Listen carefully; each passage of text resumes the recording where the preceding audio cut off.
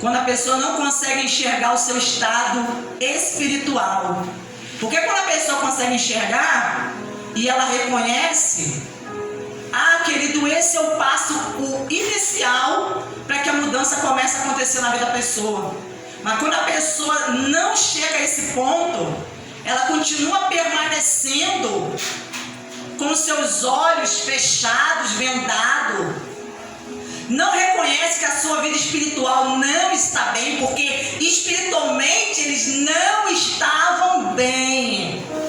Jesus está deixando bem claro, espiritualmente essas pessoas não estavam bem, mas tentavam mostrar para as pessoas que estavam, viver de aparência, pessoas que vivem de aparência. Ao invés de chegar diante do dono da igreja, o Senhor da igreja, e falar: Senhor, verdadeiramente eu não estou bem, eu não estou feliz, Senhor, eu não estou conseguindo, eu estou com problemas,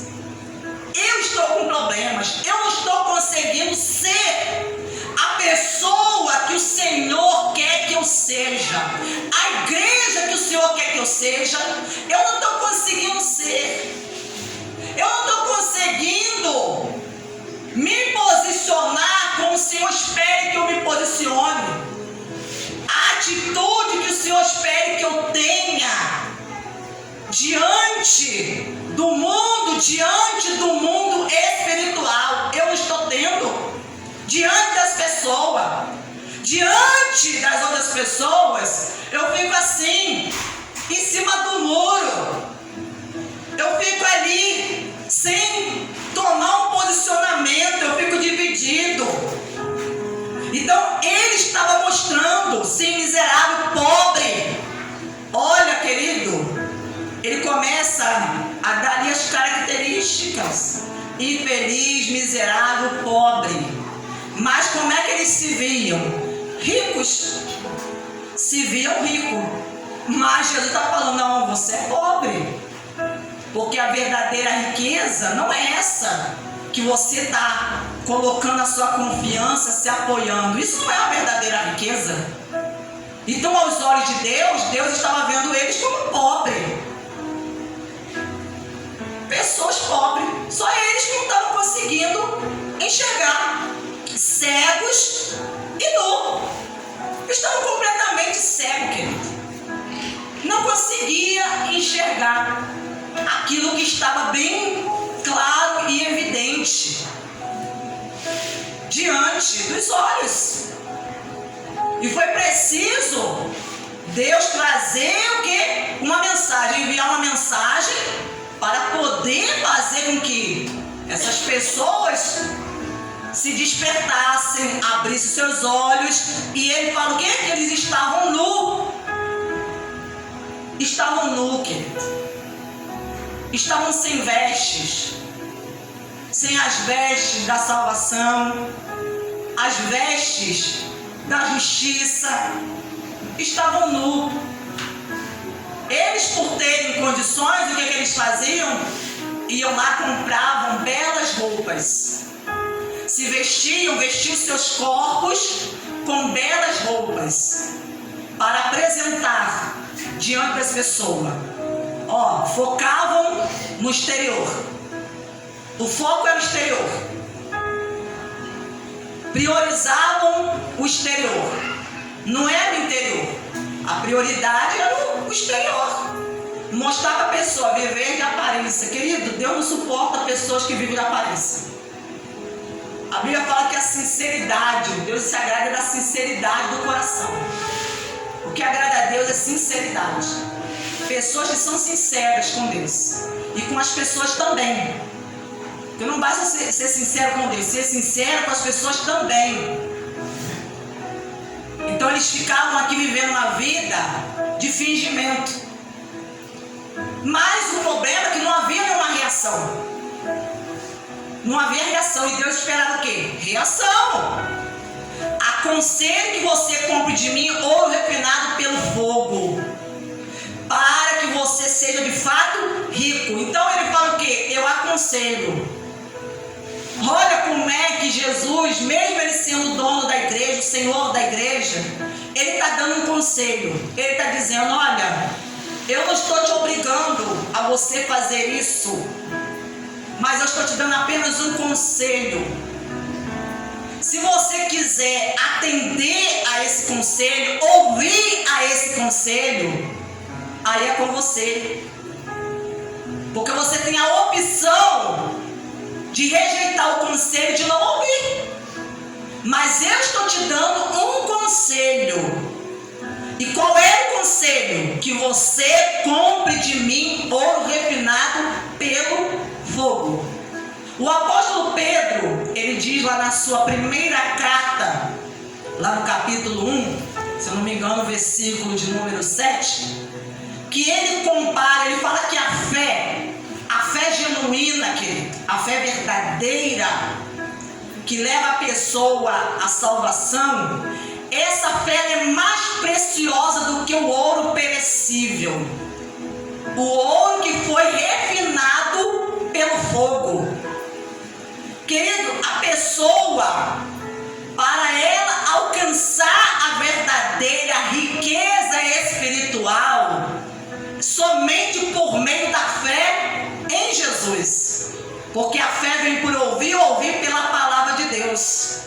É por meio da fé que a pessoa, ela vai adquirir, vai comprar e adquirir essas riquezas espirituais, as verdadeiras riquezas. Porque essas pessoas pensavam: não, eu sou rico.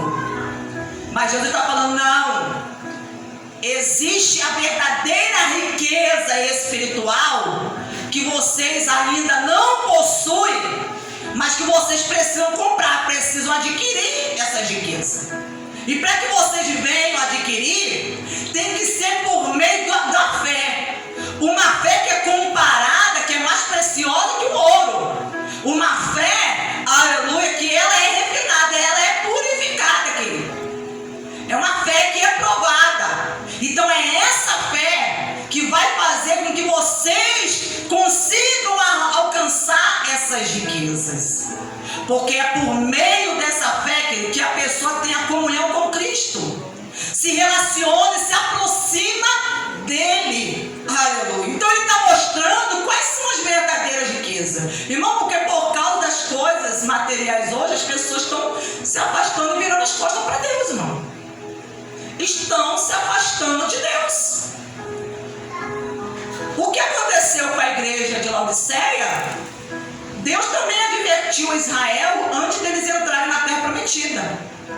Deus deu uma advertência por meio de Moisés e falou para eles: ó, quando vocês tomarem posse da terra, vocês vão adquirir riquezas, a vida de vocês vai mudar, vocês vão ser abençoados, né? Mas quando isso acontecer, que isso que vocês vão tomar posse, vão conquistar as riquezas e tal, que isso não venha fazer vocês se afastar de mim, não venha tirar o foco, o coração de vocês de mim. E a mesma coisa estava acontecendo, a mesma coisa, que eles agora que estavam priorizando uma riqueza terrena, uma riqueza que perece, mas Jesus está agora mostrando para eles a verdadeira riqueza. Então, querido, ele está dizendo assim: compre vestes brancas. Antes de eu falar das vestes brancas, eles disseram que era um rico, e Jesus, ele falou, apresentou a verdadeira riqueza, o que verdadeiramente é torná-los de fato rico. Querido, essa cidade era uma cidade onde havia um centro comercial, financeiro, haviam bancos, era uma cidade muito rica, e consequentemente os habitantes, os cidadãos daquela cidade eram pessoas ricas de posse, e eram pessoas que congregavam nessa igreja, eram pessoas abastadas financeiramente, né? Eram pessoas ricas, mas que não conheciam a verdadeira riqueza, não conheciam. Mas não conheciam por quê? Porque a desprezavam. A desprezavam. Conselho que você compre de mim ouro refinado pelo povo para que você seja de fato rico. Compre vestes brancas para se vestir, a fim de que a vergonha da sua nudez não fique evidente. Essas pessoas espiritualmente estavam nuas. Não estavam vestidas. Quando fala de nudez, querido, está falando do pecado. O que aconteceu com Adão e Eva depois deles terem pecado? Diz que os olhos deles foram abertos e eles perceberam que estavam nus. Eles só perceberam depois que eles pecaram. Porque antes eles estavam nus, só que eles não conseguiam perceber isso. Porque eles viviam num mundo de perfeição, eles viviam uma vida pura, santa, não havia pecado, não havia maldade, não havia nada disso. Mas depois que eles pecaram, eles perceberam que estavam nus. Então a nudez, ela significa justamente isso, é o pecado. Então ele está falando, para que a sua nudez não seja evidente diante das pessoas, exposta, é preciso que você se vista. Se vista com as vestes de salvação, querido. Sabe por quê? Porque essa igreja, essas pessoas, elas estavam tendo atitude, comportamento de pessoas que eram perdidas. Eles tinham comportamento de pessoas perdidas, não era de pessoas salvas. Não era de pessoas salvas. Eles se comportavam como pessoas perdidas. Pessoas que não conheciam a Cristo. Pessoas que não tinham nascido de novo. Era assim que eles estavam se comportando. Então ele está falando, compre vestes brancas para se vestir. E por que ele fala vestes brancas? Porque nessa cidade havia uma fabricação, uma produção, e eles produziam e exportavam roupas feitas de lã negra, preta, roupas feitas de lã preta, brilhante. Então isso trazia muito dinheiro para os habitantes daquela cidade. Por isso que ele fala, para que eles comprassem vestes brancas, que representam o quê? Salvação, santidade, prática da justiça, boas obras. É assim que Jesus queria que eles estivessem vestidos, que eles cobrissem a nudez, querido. A nudez. Quando Adão e Eva pecou, o que aconteceu? Logo depois eles percebem que estão nus e Deus faz o quê? Mata um animal. Foi o primeiro sacrifício. Deus sacrifica um animal e aí com a pele daquele animal ele cobre Adão e Eva. Porque antes eles tentaram se cobrir com as folhas da figueira. Mas para se cobrir o pecado, querido, não adiantava a folha de figueira. Foi preciso se fazer um sacrifício. Deus teve que sacrificar um animal, derramar o sangue desse animal para fazer expiação por eles. E aí Deus cobriu o corpo deles nu com a pele dos animais, daquele animal. Né? Então, quando espiritualmente a pessoa está nua hoje, como é que a pessoa vai se cobrir hoje? Através do sacrifício de Cristo. O sacrifício de Cristo, querido, é aquele que nos cobre com a veste da salvação. Porque sem o sacrifício de Cristo, a gente fica nu diante de Deus e o nosso pecado é exposto. A nossa vergonha, o nosso pecado fica exposto. Mas o sangue de Jesus, ele nos cobre. Ele nos cobre. Então, quando Deus olha para nós, ele vê o quê? Ele vê o sangue. O sangue de Cristo nos cobrindo a nossa nudez, cobrindo a nossa vergonha. Aleluia. Oh, glórias a Deus. Então ele diz aqui: e colírio para ungir os os olhos, a fim de que vocês possam ver.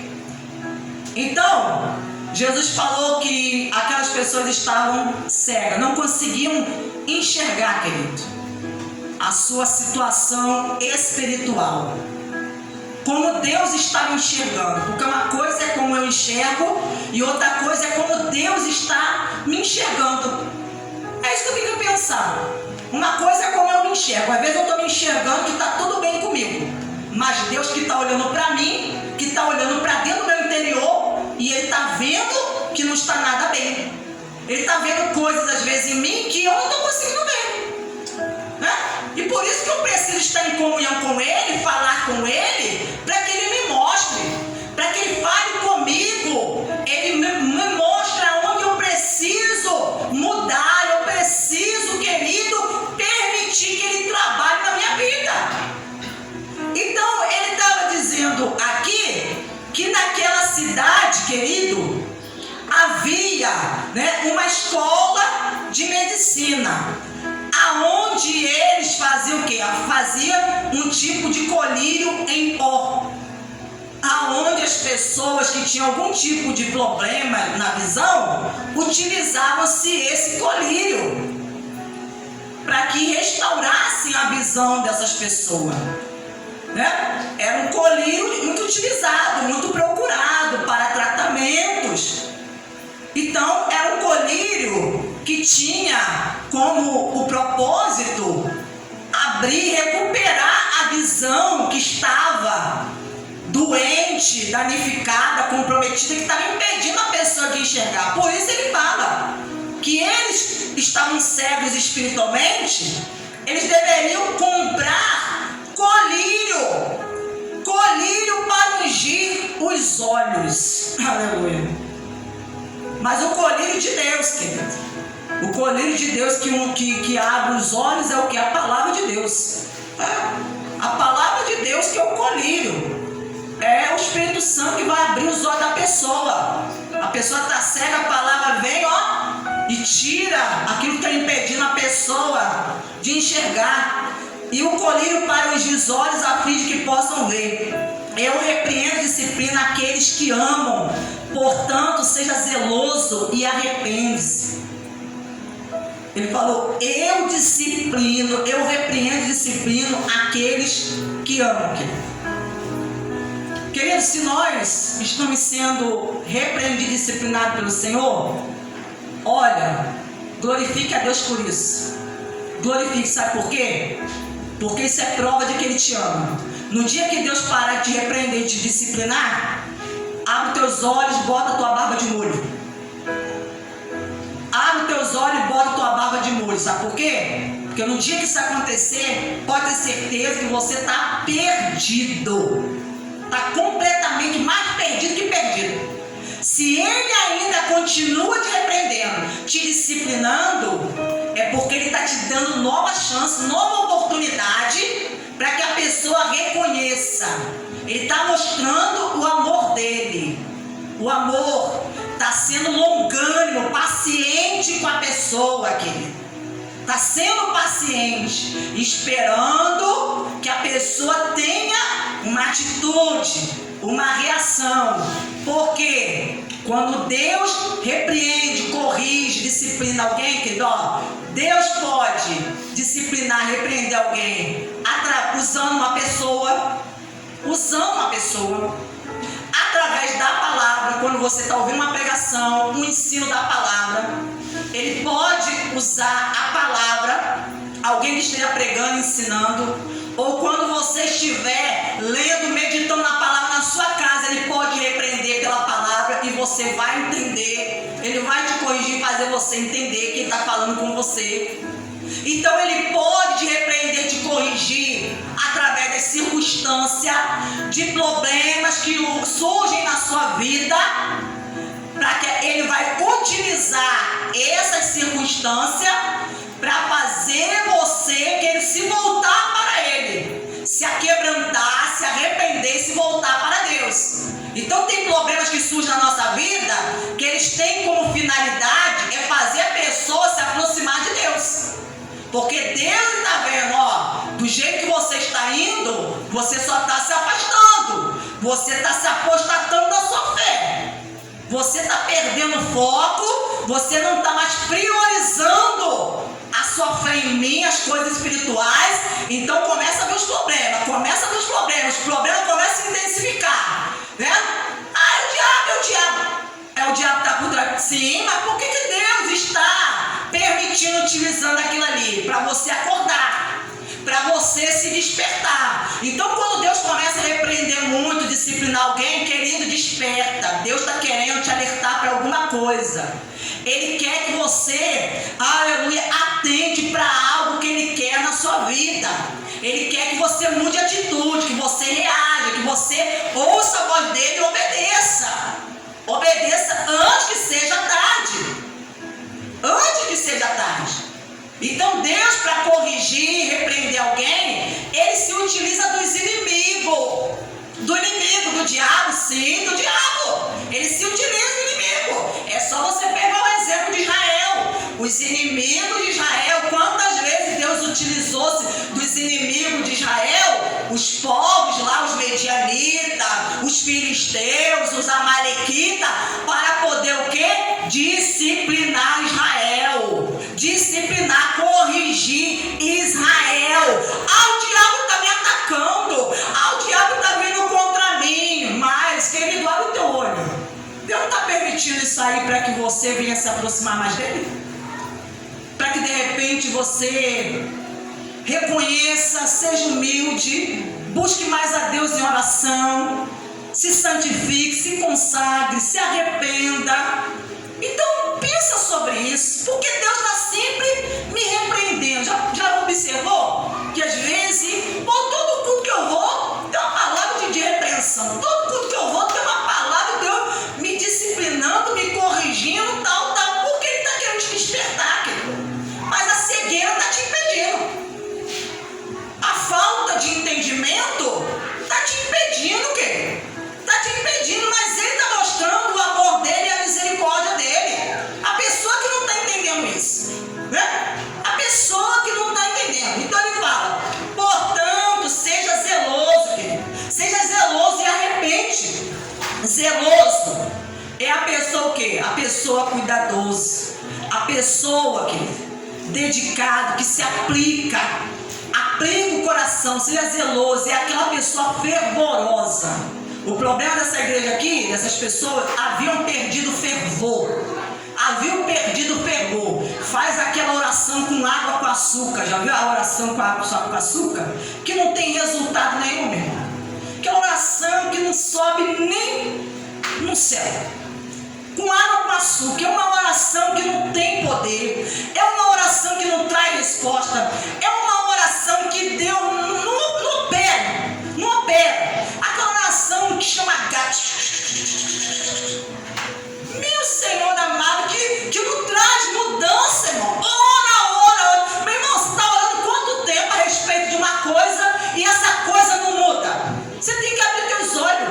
Pô, eu estou orando tanto tempo e eu estou orando a Deus, eu estou orando no nome de Jesus, eu estou orando, por que não está respondendo?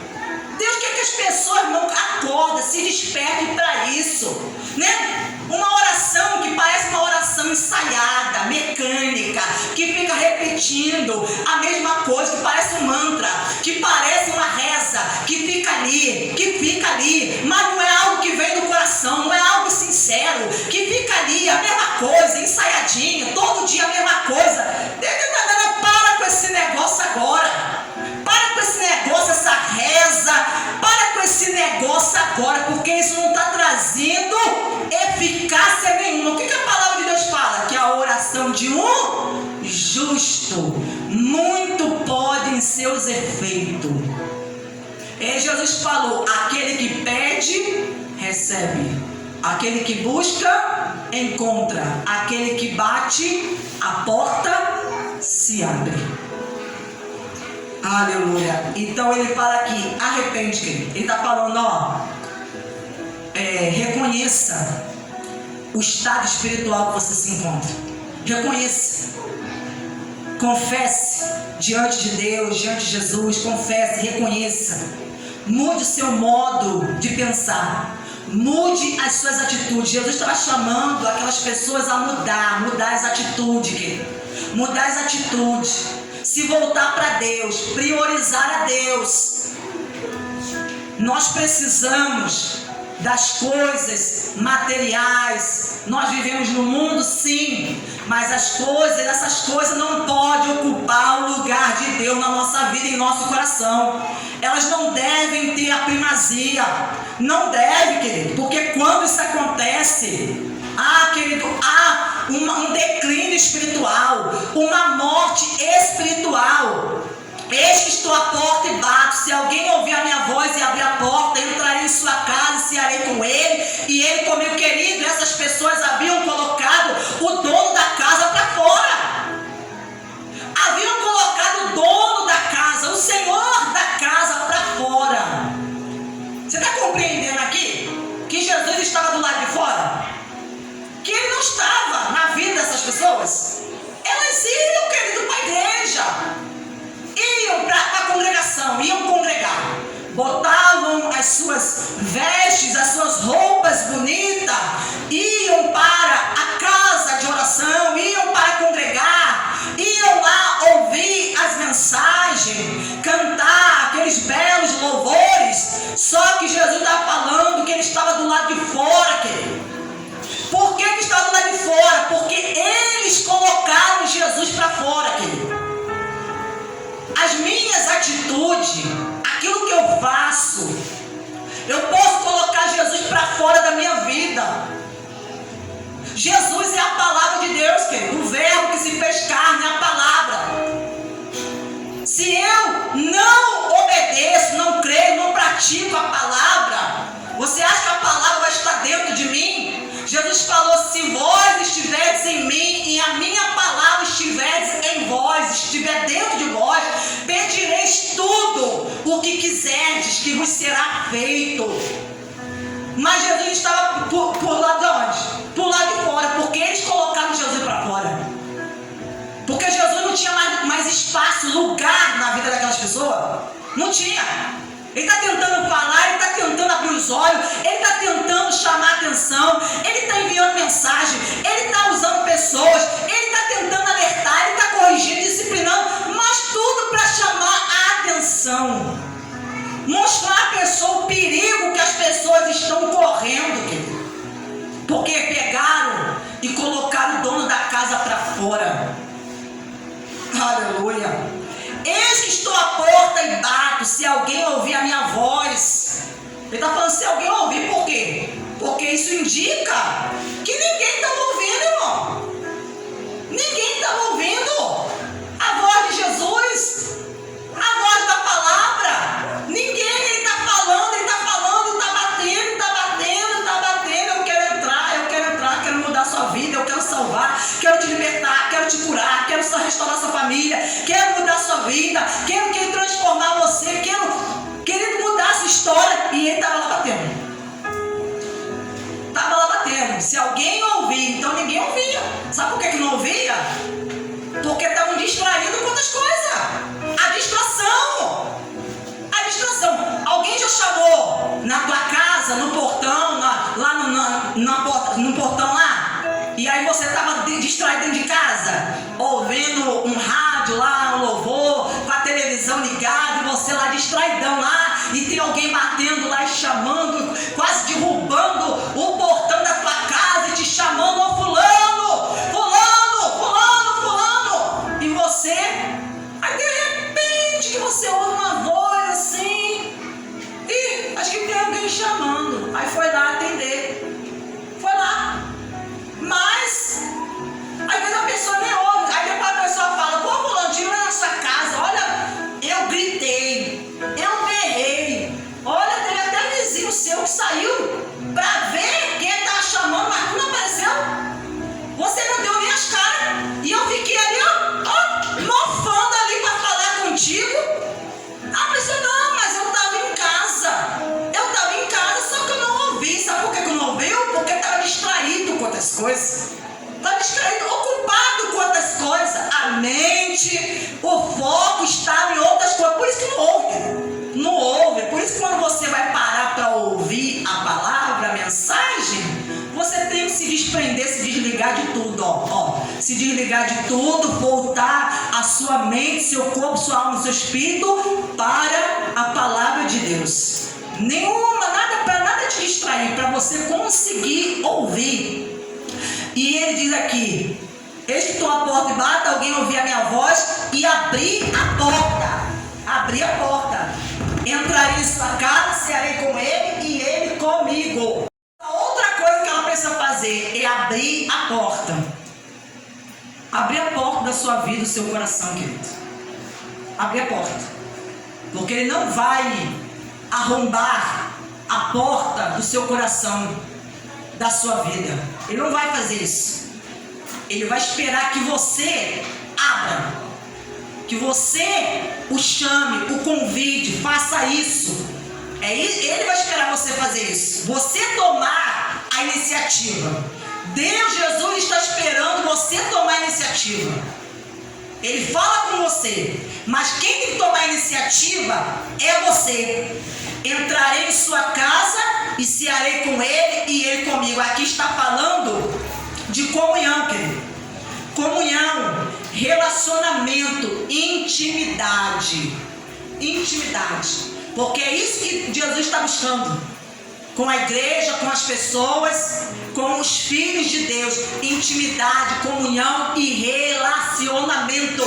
Não é algo superficial, algo de aparência. Vem na igreja, aquela coisa superficial, da boca para fora, canta, mas aí depois, querido, faz tudo o contrário. As atitudes são totalmente, parecem pessoas que não são salvas, que parecem pessoas que estão perdidas.